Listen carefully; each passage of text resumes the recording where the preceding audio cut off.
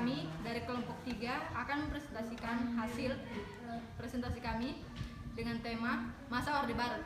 Stabilitas sosial. Pada awal kelahirannya, Orde Baru memang memfokuskan programnya terhadap pembangunan ekonomi. Hal ini didasarkan kepada kondisi ekonomi Indonesia di awal Orde Baru yang cukup memprihatinkan, sehingga fokus ekonomi harus berdasarkan pada amanat Pancasila untuk menciptakan kemanusiaan yang adil dan beradab. Dalam program pemerintahan Orde Baru menetapkan 2 kebijakan ekonomi, yakni jangka panjang dan jangka pendek. Program jangka pendek, Presiden Soeharto pada awal pemerintahannya dihadapkan pada masalah yang cukup sulit dibanding ekonomi. Berbagai permasalahan terjadi seperti inflasi yang mencapai 650% berakibat melonjaknya harga-harga kebutuhan.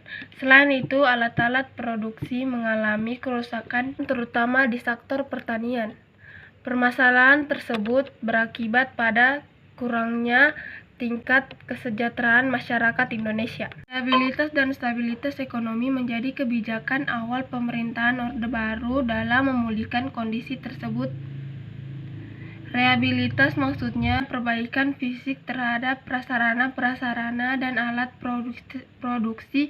Stabilitas dimaksud pengendalian inflasi, harga tidak melonjak terus-menerus. Program stabilitas dan rehabilitas ekonomi yang dilakukan pemerintah Orde Baru menumbuhkan hasil yang cukup baik.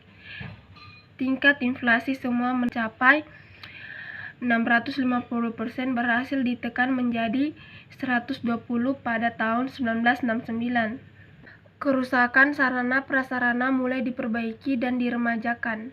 Pemerintah Orde Baru mulai siap melaksanakan program jangka panjang khususnya di bidang pertanian. Program jangka panjang pada 1 April 1969, pemerintah menetapkan Indonesia untuk membangun yang disebut sebagai Rencana Pembangunan 5 tahun.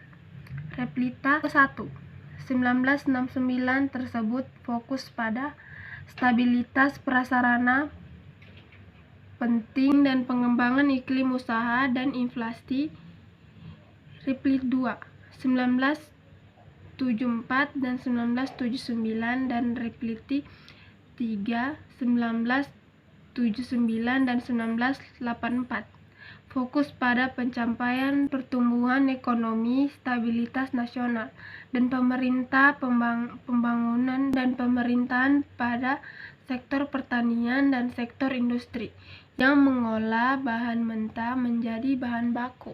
Fokus Replita 4, 1989 dan 1994, selain berusaha mempertahankan kemajuan di sektor pertanian, juga mulai bergerak menitik beratkan pada sektor industri, khususnya industri yang menghasilkan barang ekspor.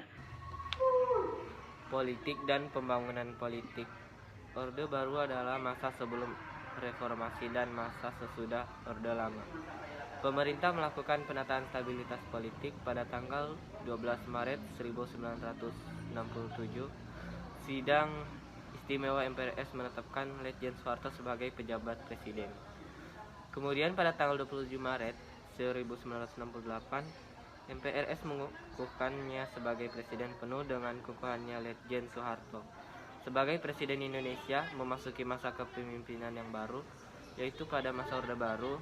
Setelah memperoleh kekuasaan sepenuhnya, pemerintah Orde Baru melaksanakan penataan stabilitas politik. Langkah-langkah yang dilakukan untuk penataan stabilitas politik.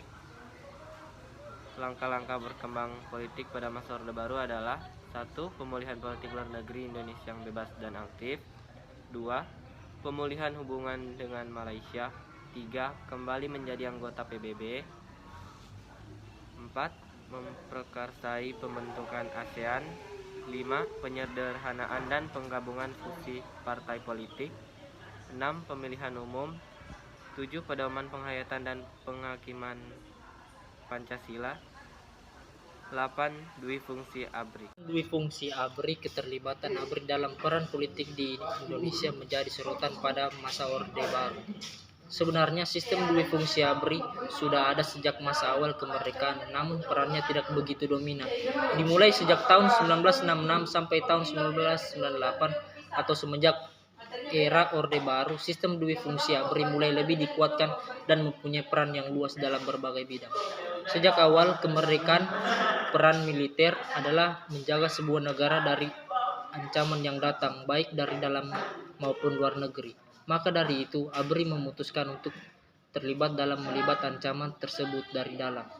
Konsep sistem dua fungsi ABRI sendiri awalnya diperkenalkan oleh Jenderal Ahmad Haris Nasution dalam pidatonya pada acara HUT Akademi Militer Nasional di Magelang pada 12 November 1959.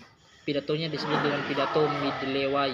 Dalam pidatonya tersebut, Nasution memberikan gagasan tentang keinginannya yang menginginkan bahwa ABRI dapat memiliki peran untuk menguasai politik dan juga tidak ingin ABRI digunakan sebagai alat penguasa yang dimanfaatkan oleh politisi sipil. Melalui hal inilah dimulailah rumusan konsep dua fungsi ABRI. Penyeragaman demokrasi, depolitisasi parpol dan ormas dilakukan oleh pemerintahan Orde Baru melalui cara penyeragaman ideologis melalui ideologi Pancasila. Dengan alasan Pancasila telah menjadi konsensus nasional, keseragaman dalam pemahaman Pancasila perlu disosialisasikan. Presiden Soeharto mengajukan nama Eka Prasetyo Pancaksara dengan maksud menegaskan